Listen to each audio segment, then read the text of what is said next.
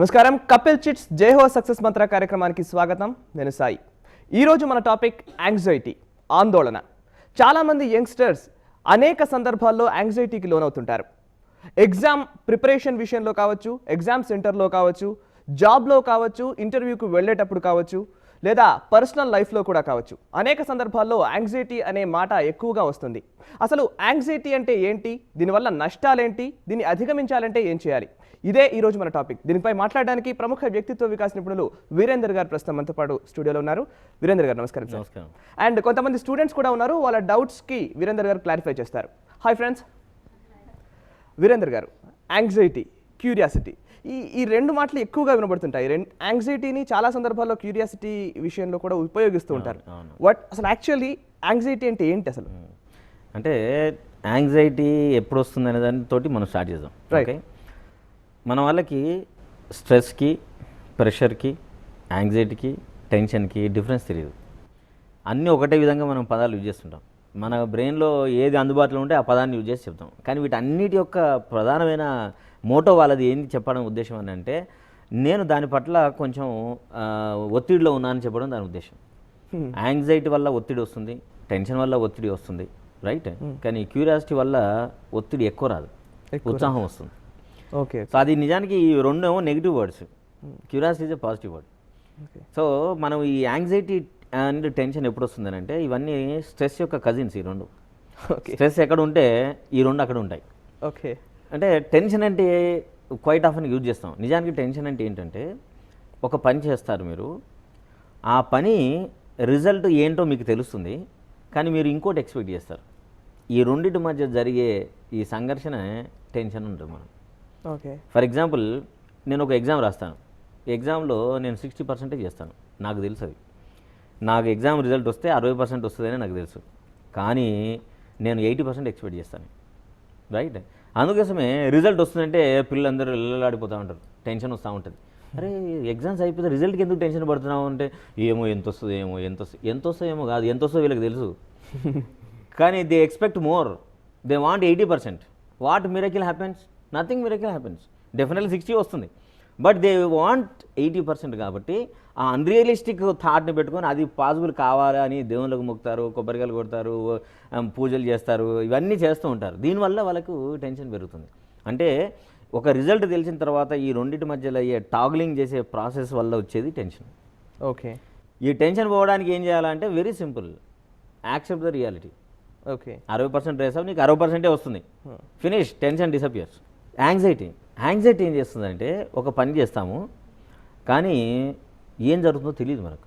For example, మనం పరీక్షనే రాస్తాం, మనం ఎంత రాసినా మనకు తెలియదు. పరీక్షలో ఏ ప్రశ్నకి ఏ జవాబు రాసినా మనకు తెలియదు.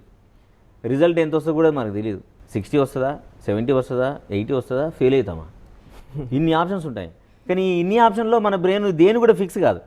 ఒక ఆప్షన్ నుంచి ఇంకో ఆప్షన్కు బ్రెయిన్ జంప్ అవుతూ వస్తూ ఉంటుంది, తిరుగుతూ ఉంటుంది, ఇదే తిరుగుతూ ఉంటుంది. ఇది మనం యాంగ్జైటీ అంటాం. కాబట్టి ఈ యాంగ్జైటీ వల్ల వచ్చే ప్రధానమైన నష్టం ఏంటంటే, మన ఏకాగ్రత చెడిపోతుంది, తిండి మీద ధ్యాస పోతుంది, శరీరం మీద ధ్యాస పోతుంది, ఆకలి మీద ధ్యాస పోతుంది. దీనివల్ల ఏం జరుగుతుందంటే, శరీరంలో విపరీతమైన మార్పులు వస్తాయి.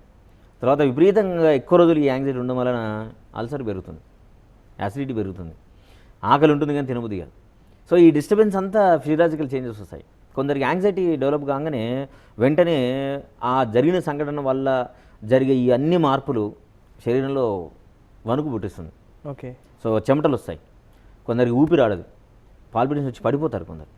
సో గుండె చాలా దడదడ కొట్టుకుంటున్నట్టు అనిపిస్తుంది. ఇవన్నీ కూడా ఫిజియలాజికల్ చేంజెస్ కూడా శరీరంలో వచ్చే అవకాశం ఉంది యాంగ్జైటీ వల్ల. సో ఈ విషయంలో పిల్లలకి ఈ ఆందోళన అనేది కలగడానికి ఈవెన్ కొన్ని పర్సనల్ ఇష్యూస్ కూడా కారణమవుతుంటాయి.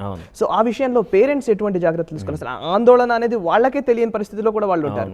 సో ఆ మెంటల్ స్టేటస్ నుంచి బయటపడాలంటే ఏంటి అంటే, చాలామంది పిల్లలకి తెలియకుండా, ఇదేమో కొంత because of the biological framing, conditioning.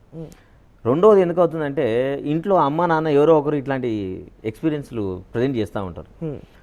దాన్ని చుట్టుపక్కల వాళ్ళు ఎండార్స్ చేస్తారు, రైట్. ఒకవేళ అమ్మాయో అబ్బాయో కాలేజ్ నుంచి రావాల్సిన టైంకి రాలేదు, 5:30 వరకు రావాలి రెగ్యులర్గా. ఆడ 4కి అయిపోతుంది, బస్ ఎక్కి వచ్చి ఇంటికి వచ్చేసరికి 5 అవుతుంది రెగ్యులర్గా. 5-15 నిమిషాలు లేట్ అవుతుంది, 10-15 అవుతుంది. 5:15 నుంచి తల్లిదండ్రులకి ఇంకా యాంగ్జైటీ స్టార్ట్ అవుతుంది. ఎక్కడ పోయినో వీడు, యాక్సిడెంట్ అయిందా, న్యూస్ చూస్తూ ఉంటారు, ఎక్కడన్నా యాక్సిడెంట్ అయి చనిపోయారా లేదా అని చూస్తూ ఉంటారు. తర్వాత పక్కింటి వాళ్ళతోటి బాధపడుతూ ఉంటారు.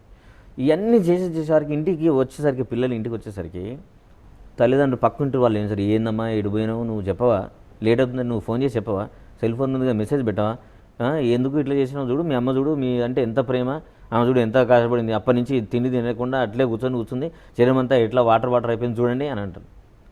ఓహో, ఇట్లుంటే ఇంత రికగ్నిషన్ ఉందా, ఠీక్ హై. సో మనం ఏం చేస్తాం, we'll copy this activity. Exams అప్పుడు మనం కూడా అట్లే ప్రజెంట్ చేస్తూ ఉంటాం. చేసే చుట్టుపక్కల వాళ్ళు ఏమంటారు, అబ్బా పరీక్షలు అంటే ఎంత ప్రేమనో, ఎడ్యుకేషన్ అంటే ఎంత సీరియస్నెస్ ఉందో చూడు, ఎంత టెన్షన్ పడుతుంది, ఎంత యాంగ్జైటీగా ఫీల్ అవుతుంది. కాబట్టి ఇలా ఉంటే పిల్లలు డెఫినెట్గా పైకి వస్తారు ఇలానే అని వాళ్ళు మాట్లాడుకుంటారు neighbours. So they feel it is compliment for them. So అన్కాన్షియస్గా అది కండిషన్ అయిపోయి they keep on repeating the same thing in the future life events also. కాబట్టి ఇవి ఒక్కోసారి ఏమో కొంతమందిలో ఇన్బార్న్ వస్తుంది, కొంతమంది ఏమో అవుట్ ఆఫ్ ఇన్ఎఫిషియన్సీ కూడా వాళ్ళకి వస్తుంది. ఏంటంటే to get the attention from the people they keep on behaving anxiety activity. కాబట్టి ఈ 3 లక్షణాల్లో మనకు ఏది బెటర్గా దేని నుంచి మనం బయటికి రావాలని మనం అనుకుంటున్నామో చూస్తే దాన్ని ఎలా బయటికి రావాలని దాన్ని మనం స్కిల్ నేర్పించగలిగితే బయటికి రావాలి. స్టూడెంట్స్ కూడా కొన్ని డౌట్స్ ఉన్నాయి. మీ డౌట్ ఏంటి? Good morning sir. ఇప్పుడు కొంతమంది పార్టిసిపేట్ చేస్తూ ఉంటారు, స్టేజ్ ప్రోగ్రామ్స్ అట్లా అన్నీ ఇస్తూ ఉంటారు. చూసే వాళ్ళకి కూడా కొంతమందికి ఇంట్రెస్ట్ ఉంటుంది, అరే నేను చేస్తే అయిపో. కానీ ఒకటి ఏంటంటే భయం వాళ్ళకి, నేను అక్కడికి వెళ్తే టెన్షన్గా ఫీల్ అవుతా, నేను చేయలేను అక్కడికి వెళ్తే అని. కానీ ఇంట్రెస్ట్ ఏంది, చేయాలి. ఆ భయాన్ని పోగొట్టుకోవాలంటే అంటే ఇది 2 ఉంటాయి. మీరు అన్నట్టు భయం ఉంటుంది, ఒకటి యాంగ్జైటీ కూడా ఉంటుంది.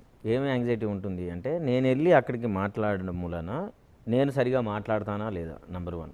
నెంబర్ 2 ఏంటి, నేను మాట్లాడేది నిజంగా వాళ్ళకి అర్థమవుతుందా లేదా. నెంబర్ 3 ఏంటి, నేను మాట్లాడే అంశాలు ఆల్రెడీ వాళ్ళందరికీ తెలిసేమో. 4 ఏంటి, నేను చూడడానికి బాగుండనేమో. 5 ఏంటి, నేను నిజంగానే మాట్లాడుతుంటే అందరు నవ్వుతారేమో.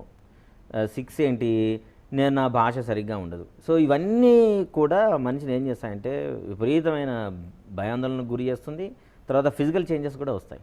ఓకే, చాలామంది చూడండి, మాట్లాడడం ముందు స్టేజ్ ముందు పిలిచారనుకోండి, గొంతు అంతా అల్లాడిపోతుంది, షేకింగ్ వచ్చేస్తుంది.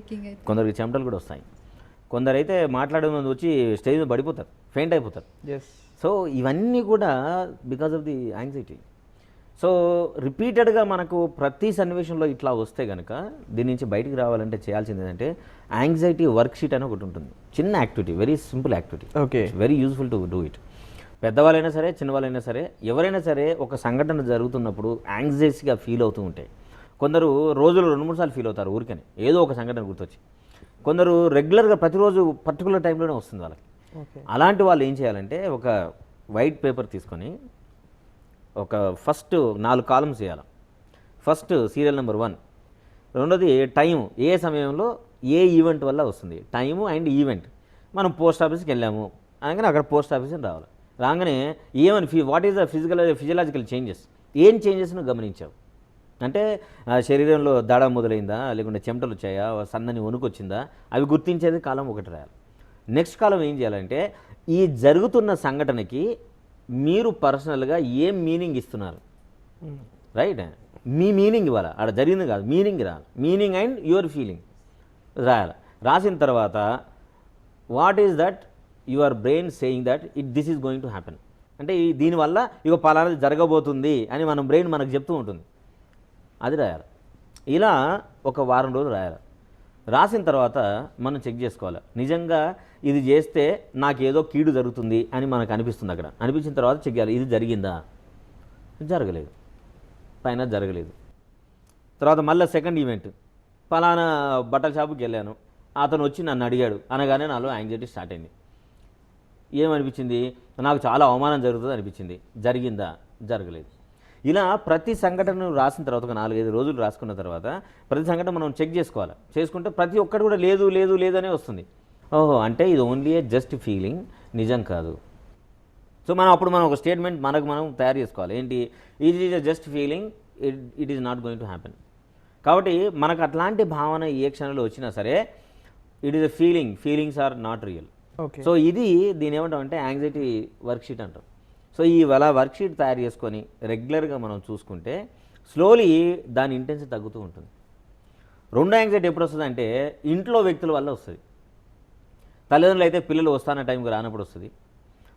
పిల్లలకైతే వాళ్ళ ఫ్రెండ్స్ సమయానికి మాట్లాడుతానుకున్నప్పుడు మాట్లాడినప్పుడు వస్తుంది.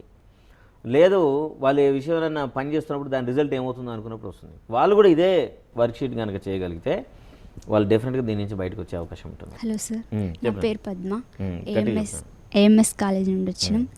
అయితే ఇప్పుడు ప్రెజర్, ఒత్తిడి అనేది ఎక్కువ ఉంటుంది. ఇప్పుడు టీచర్ చెప్పి రేపు ఇదంతా పోర్షన్ చదవకరండి అని అంటే దాని మీద ఇట్లా ఒత్తిడి అనేది ఉంటుంది, చదవలేకపోతాం. అది దాని గురించి. సో ఇప్పుడు సేమ్ ఇంతకుముందు చెప్పినట్టు ఏంటంటే ఒక పని బాగా చేయాలనుకున్నప్పుడు చేసిన తర్వాత ఏం రిజల్ట్ వస్తుందో, అనుకున్న రిజల్ట్ వస్తుందో లేదు మనం చేసినప్పుడు టీచర్ దాన్ని కరెక్ట్ అంటుందా లేదా, లేదు టీచర్ మెచ్చుకున్నట్టు చేయగలుగుతామా లేదా, లేదు చేసిన పనిని మన ఫ్రెండ్స్ యాక్సెప్ట్ చేస్తారా లేదా, లేదు చేసిన దాన్ని కరెక్ట్ నేను ప్రజెంట్ చేయగలుగుతానా లేదా, లేదు చేసింది నాకు గుర్తుంటుందా లేదా, లేదు చేసిన దాన్ని నేను ఎంత చదివానో అంతే విధంగా నేను ప్రజెంట్ చేయగలుగుతానా లేదా, ఫుల్ మార్కులు వచ్చేంత వరకు చేయగలుగుతానా లేదా, సో ఈ వచ్చిన మార్కులు మా పేరెంట్స్ ఎట్లా రిసీవ్ చేసుకుంటారు. సో ఇవన్నీ ఆప్షన్స్ మన ముందు ఉండి డ్యాన్స్ చేస్తూ ఉంటాయి మనకి. సో చేసినప్పుడు ఏమవుతుందంటే మనం దేన్ని కూడా సరిగ్గా తీసుకొని మనం చేయలేం మనం. కాబట్టి అట్లాంటి యాంగ్జైటీలో ఉన్నప్పుడు పిల్లలందరూ చేయాల్సిన పని ఏంటంటే మన లక్ష్యం ఏంటి, ఫస్ట్ టీచర్కి ఇది ప్రజెంట్ చేయాలని అంటే మనం ఏం చేయాలా, ఈ ఫలానా టాపిక్లో మన ఇన్ఫర్మేషన్ మనం తయారు చేయాలా, మనకు అందుబాటులో ఉన్న పరిసరాల ప్రకారం ఇంత ఇన్ఫర్మేషన్ మనం చేయగలుగుతాం, రైట్. దీనికి మనం 100% ఎఫర్ట్ మనం ఇవ్వడం, వచ్చింది 60% అయినా సరే, బట్ మనం దేంతో అసెస్ చేస్తాం, ఎంత ఎఫర్ట్ పెట్టి మనం ఇది చేయగలిగాం, మన ఎఫర్ట్ లోపం ఏమైనా ఉందా. సో చేసే ప్రతిది ఏదైనా సరే ఎఫర్ట్ లోపం లేకుండా చేయగలిగి మనం 100% ఇవ్వగలిగినప్పుడు అది 40 వస్తుందా 50 వస్తుందా, that is depends on the result. కాబట్టి ఇది మనం గుర్తించాలా. గుర్తించి ఇంకొక ప్రిన్సిపల్ మనం గుర్తించాల్సింది ఏంటంటే 80/20 అనే ఒక ప్రిన్సిపల్ ఉంది. అంటే ఎంత 100% మనం ఇచ్చినా మనం ఈ ప్రపంచంలో ఈ ప్రకృతిలో ఉన్నప్పుడు మనం 80% మాత్రమే మన చేతిలో ఉంటుంది. 20% leave to the time, leave to the nature. కాబట్టి ఆ 20%లోకి మనం వెళ్ళి మనం ఏం చేయలేము. కాబట్టి 80% లోపల ఫుల్ పర్ఫార్మెన్స్ మనం ఇవ్వగలుగుతున్నామా లేదా. సో ఆ పర్ఫార్మెన్స్ ఇవ్వడానికి మనం సిద్ధమైనప్పుడు ఈ యాంగ్జైటీ లెవెల్స్ కూడా మనకు తగ్గుతాయి. మనం చేయగలిగే పని మీద మనం విశ్వాసం ఉంచగలుగుతాం, చేసిన పని మనకు సంతృప్తి వస్తుంది. అప్పుడు మనం ఈ యాంగ్జైటీని కూడా మనం కొంచెం డిక్రీజ్ చేసుకునేందుకు అవకాశం ఉంటుంది. చెప్పండి సరే, ఈ యాంగ్జైటీ రాకుండా ఉండాలంటే ఏం చేయాలి సార్? యాంగ్జైటీ రాకుండా ఉండాలంటే మనం గుర్తించాల్సింది ఏంటంటే ఫస్ట్ మన లిమిటేషన్స్ మనకు తెలియాలి. మనం ఇప్పుడు స్టేజ్ మీదకి వెళ్ళి ఒక స్పీచ్ ఇవ్వాలి. 15th ఆగస్టు, 20th జనవరి, లేదు కాలేజ్ యానివర్సరీ ఏదో ఉంటుంది, ఆ రోజు మనం స్పీచ్ ఇవ్వాలి. స్పీచ్ ఇవ్వాలని అంటే మనం దేని గురించి ఇవ్వాలి, టీచర్ చెప్పింది పలానా దాని మీద role of a girl in the development of the society అని ఇచ్చారు. ఇచ్చినప్పుడు మనం ఎంతసేపు ఇవ్వాలనుకుంటున్నది ఫస్ట్, ఆ టైంలో ఏ అంశాలని మనం అరేంజ్ చేద్దాం అనేది మనం ఫిక్స్ చేసుకొని దాన్ని చాలా ఫార్మాట్గా ప్రిపేర్ అయ్యి మనం ముందు రిహార్సల్ చేసుకొని ఫ్రెండ్స్ దగ్గర చెప్పించుకొని బట్టి పట్టడం కాదు, చాలా అర్థవంతంగా మనం అర్థం చేసుకొని దాన్ని మనం ఫీల్ అయ్యి మనకు దాన్ని అప్లై చేసుకొని చేయగలిగినప్పుడు ఈజీగా మనం వెళ్ళి ఓవర్కమ్ చేయగలుగుతాం. ఇదేది లేకుండా రేపటి దాకా మనం పోస్ట్పోన్ చేసి ఇవాళ రాత్రి కూర్చొని మనం దాన్ని చేస్తే డెఫినెట్గా మనకు యాంగ్జైటీ వస్తుంది. కాబట్టి యాంగ్జైటీ నుంచి బయటికి రావాలంటే ముందే ప్లాన్ చేసుకోవడం, ఎంత సమయంలో ఇది చేయగలుగుతాం అనే దాని పట్ల చాలా రియలిస్టిక్ అప్రోచ్ చేయడం, మన లిమిటేషన్ మనం గుర్తించుకోవడం, మనకున్న స్ట్రెంత్ని మనం ఐడెంటిఫై చేసుకోవడం, స్ట్రెంత్నితో మనం ఉపయోగించుకొని పనిచేయడం, బాగా చెప్పలేకుంటే ఎవరితో మనం ట్రైన్ అవుతే కనుక బాగా చెప్పగలుగుతాం వాళ్ళ దగ్గరికి వెళ్ళి వాళ్ళ హెల్ప్ తీసుకోవడం, ఇవన్నీ ఎప్పుడైతే మనం చేయగలుగుతామో డెఫినెట్గా బెటర్ పర్ఫార్మెన్స్ వస్తుంది, యాంగ్జైటీ నుంచి బయటకు వచ్చే అవకాశం ఉంటుంది. Morning sir. Good morning. Shweta from AMS student. Sir, ఇప్పుడు స్టూడెంట్స్ అందరూ ఏదో ఇప్పుడు ఇంజనీర్ కావాలని, డాక్టర్ కావాలని అనుకుంటారు కదా సార్. పేరెంట్స్ అట్లా అనుకుంటారు, స్టూడెంట్ వచ్చేసి నేను పర్టికులర్గా డాక్టర్ కావాలని అనుకుంటారు, కానీ ఇష్టం లేకున్నా కూడా ఇంజనీరింగ్ చేయాలి అమ్మా అనేసి ఇందులో ఇట్లా పంపించేస్తారు. ఎట్లా అసలు సార్ మేము ఎట్లా ఓవర్కమ్ చేసుకోవాలి అసలు? కానీ నిజంగానే ఇన్ఎవిటబుల్గానే అందులోకి వెళ్ళాల్సి వచ్చినప్పుడు మనకు విపరీతమైన భయం వేస్తుంది, విపరీతమైన యాంగ్జైటీ కూడా పెరుగుతుంది. ఎందుకంటే ఈ కోర్సుకి వెళ్ళిన తర్వాత మనం చదవగలుగుతామా లేదా, ఏ సబ్జెక్టు మనకు ఇంట్రెస్ట్గా ఉంటుంది, అసలు సబ్జెక్ట్ అర్థమవుతుందా లేదా, నిజంగా క్లాస్లో ఉన్న పిల్లలతో నేను నిజంగానే సరిగ్గా మూవ్ కాగలుగుతానా లేదా, ఇచ్చిన సబ్జెక్టుల మీద కాన్సన్ట్రేట్తో నేను వినగలుగుతానా లేదా అని ఇవన్నీ రకాలైన యాంగ్జైటీ మనకు క్రియేట్ అవుతుంది. దానికోసం మీకు చిన్న ఎగ్జాంపుల్ చెప్తాను, అంటే ఎట్లా ఉండొచ్చు అనేది. లాస్ట్ ఒక 4-5 ఇయర్స్ బ్యాక్ ఒక ఐపీఎస్ ఆఫీసర్ వాళ్ళ కూతురుని తీసుకొచ్చాడు. ఐపీఎస్ ఆఫీసర్కి ఏముండేనంటే నా కూతురు ఎట్లయినా సరే డాక్టర్ కావాలని ఉండేది. కానీ ఆ అమ్మాయికి ఏంటి, తనకున్న స్ట్రెంత్ని తనకున్న ఆసక్తిని బట్టి నేను ఫ్యాషన్ డిజైనర్ అవుతానని అన్నది. ఆ ఫ్యాషన్ డిజైనర్ అవుతానంటే ఫ్యాషన్ డిజైనర్ కావడానికి వాళ్ళ నాన్నకి ఇష్టం లేదు. కాబట్టి ఆయన ఏం చెప్పాడంటే నువ్వు ఎంబీబీఎస్ చేయాల్సిందే అని. అంటే అమ్మాయి ఎంబీఎస్ చేసింది. ఎంబీఎస్లో కూడా టాప్ పర్ఫార్మెన్స్ తోటి బయటకు వచ్చింది. వచ్చిన తర్వాత మళ్ళీ వాళ్ళ నాన్న అడిగాడు, ఏంటి నువ్వు ఎంబీఎస్ అయిపోయింది కదా, నెక్స్ట్ ఏఎండి చేయాలనుకుంటున్నావు అని. ఆ అమ్మాయి ఏముంది, నేను మళ్ళీ ఫ్యాషన్ డిజైనింగ్ చేయాలనుకున్నాను. తండ్రి అష్టాన్ని చెప్పాడు, నువ్వు 5 ఇయర్స్ మెడిసిన్ చేసావు, మళ్ళీ ఇప్పుడు ఫ్యాషన్ డిజైనింగ్ అంటావు ఏంటి అని. అంటే నాన్న నీకు ఆల్రెడీ చెప్పున్నాను, కానీ నువ్వు ఎంబీఎస్ చేయమన్నావు, కానీ నేను ఎట్లాగో చదువుతున్నాను కదా, ఈ 5 సంవత్సరాలు చదివి తర్వాత నేను ఎట్లాగైనా ఫ్యాషన్ డిజైన్ చేస్తాను అనుకొని నేను ఈ 5 సంవత్సరాలని దీన్ని యాక్సెప్ట్ చేశాను. యాక్సెప్ట్ చేసి నేను ముందుకు వెళ్ళాను. కాబట్టి ఇక్కడ ఏం జరగాల్సింది అంటే యాక్సెప్టెన్స్ కావాలి. ఈ ప్రపంచంలో మనిషికి ఉన్న 2 ఛాయిస్లు ఏంటంటే ఇష్టమైన పని చేయడం ఒకటి, రెండోది చేసే పని ఇష్టపడడం. రైట్. ఈ ప్రపంచంలో అందరికీ చేసే పని ఇష్టమైన పని చేయడం చాలా కష్టం. కాబట్టి మనకు అందుబాటులోకి ఏదొస్తే ఆ పని ఇష్టంతో చేయడం, because there is no choice, because you are already there in that. కాబట్టి చేసే పనిని ఇష్టపడి మనం ఇష్టమైన పని చేయడానికి వెయిట్ చేయడం. ఎప్పుడైతే మనకు అవకాశం వస్తుందో వెంటనే దానిలోకి షిఫ్ట్ కావడం. రైట్. ఈ రెండింటిని మనం గుర్తించగలిగితే ఏ కోర్స్ అయినా చేయగలిగే శక్తియుక్తులు మనిషికి ఉన్నాయి. రైట్. వీరేంద్ర గారు, ఈ యాంగ్జైటీకి సంబంధించి దాన్ని అధిగమించాలంటే ఏం చేయాలి? ఒకసారి వ్యూవర్స్కి చిన్న కంక్లూజన్ ఇస్తారా? అంటే యాంగ్జైటీ పోవడానికి ఫస్ట్ మీరు నేను ఇంతకుముందు చెప్పినట్టు యాంగ్జైటీ షీట్ చేసుకోవడం ఫస్ట్. ఓకే, అది మనకు అర్థమైపోతుంది. అనిపిస్తుంది కానీ పని కాదు. ఆ ఇన్స్టెంట్లో ఇది అవుతుందని మనకు భయం వేస్తుంది, కానీ నిజంగా అది ఎప్పుడూ జరగదు అనేది మనకు ఒక స్పష్టత వస్తుంది. కానీ రకరకాలుగా హ్యాబిట్ ప్యాటర్న్లో ఉంటుంది కాబట్టి కొందరికి ఇబ్బంది జరుగుతుంది. ఇది రిపీటెడ్ వేసుకున్నా సరే మనకి ఇబ్బంది అవుతుంది. డెఫినెట్గా మీరు చేయాల్సిందంటే అయితే సైకాలజిస్ట్ని కానీ సైకాట్రిస్ట్ని కానీ కలవడం. లేదు విపరీతమైన ప్రతి చిన్న విషయానికి మనకి ఇలా జరుగుతుంటే ఇమ్మీడియట్గా మీరు ప్రొఫెషనల్ మీట్ కావడం. రైట్. కలిగినప్పుడు చిన్న విషయాల్లో వచ్చే దానికి ఎట్లా అధిగమించాలి? అంటే చిన్న విషయాల్లో వస్తే మాత్రం డెఫినెట్గా మనం అర్థం చేసుకోవాల్సింది ఏంటంటే సోర్స్ ఏంటి, దేనివల్ల మనకి ఇది జరుగుతుంది, ఆ సోర్స్ దగ్గరికి వెళ్ళి మనం అనలైజ్ చేసుకోవాలి. నిజంగా ఇది ఇంత నష్టాన్ని మనం కలిగజేసే అవకాశం ఉందా, లేదు కేవలం మన ఇన్ఫిషియన్స్ వల్లనే ఇట్లా వస్తుందా. పెద్దవాళ్ళు అయితే వెంటనే వాళ్ళు బీపీ చెక్ చేయించుకోవాలి. బీపీ చెక్ ఇష్యూస్ ఉన్నా వస్తుంది. బాడీలో మన ఏంది కెమికల్ చేంజెస్ వచ్చినా కూడా ఈ సమస్య వస్తుంది. తర్వాత విపరీతమైన ప్రెషరు ఉంటే కూడా మనకి వచ్చే అవకాశం ఉంది. సో మామూలుగా ఇవన్నీ ఏవి లేవు, no pressure, no stress, but still I'm experiencing this అంటే డెఫినెట్గా ఈ వర్క్ షీట్ వేసుకొని వర్క్ చేస్తే definite they came out. And next అర్థించేంతే రిలాక్సేషన్ టెక్నిక్స్ వాడడం, మనకి ఇష్టమైన పాటలు వినడము, లేదు ఫ్రెండ్స్ తోటి షేర్ చేసుకోవడము, లేదు మన ఇంట్లో కుటుంబ సభ్యులతో ఈ విషయాన్ని మనం మాట్లాడుకోవడం వల్ల జరుగుతుంది. బట్ ఆల్ టుగెదర్ ఇట్లాంటి యాంగ్జైటీ వస్తే మాత్రం meeting a professional is always best and they can come out and time కూడా వాళ్ళు సేవ్ చేసుకోగలుగుతారు, ఎఫెక్టివ్గా వాళ్ళు మారడానికి అవకాశం ఉంటుంది. Right. Thank you very much Virendra గారు, మీరు వచ్చి యాంగ్జైటీ గురించి చాలా వాల్యుబుల్ ఇన్ఫర్మేషన్ చెప్పినందుకు. Thank you very much friends, షోలో జాయిన్ అయినందుకు. సో చూసారుగా, ఇది ఇవాల్టి కపిల్ చిట్స్ జై హో సక్సెస్ మంత్ర. యాంగ్జైటీ అంటే ఆందోళన. ఆందోళన ఎందుకు కలుగుతుంది, ఆందోళన కలిగించే అంశం ఏంటి అనేది ముందుగా మనం గుర్తించినట్లయితే దాన్ని అధిగమించడం ఈజీ అని వీరేందర్ గారు చెప్తున్నారు. ఇంకొక ముఖ్యమైన విషయం ఏంటంటే ప్రపంచంలోని ప్రతి వ్యక్తికి సమానమైన బలం ఉంటుంది, సమానమైన ఇంటెలిజెన్స్ ఉంటుంది. ముఖ్యంగా ఇంటెలిజెన్స్ అనేది ఒకరికి ఎక్కువ ఒకరికి తక్కువ అనేది ఉండదు. ఒక వ్యక్తి చేయగలిగిన పనిని ప్రపంచంలోని ప్రతి వ్యక్తి చేయగలడు అని వీరేందర్ గారు చెప్తున్నారు. ఈ వాక్యాన్ని మనసులో ఉంచుకుంటే ఆందోళనకు గురి కారు అని మేము కోరుకుంటున్నాం. ఇది ఇవాల్టి కపిల్ చిట్స్ జై హో సక్సెస్ మంత్ర కార్యక్రమం. రేపటి సక్సెస్ మంత్రాల్లో మరో చక్కటి టాపిక్తో మళ్ళీ కలుద్దాం. All the best.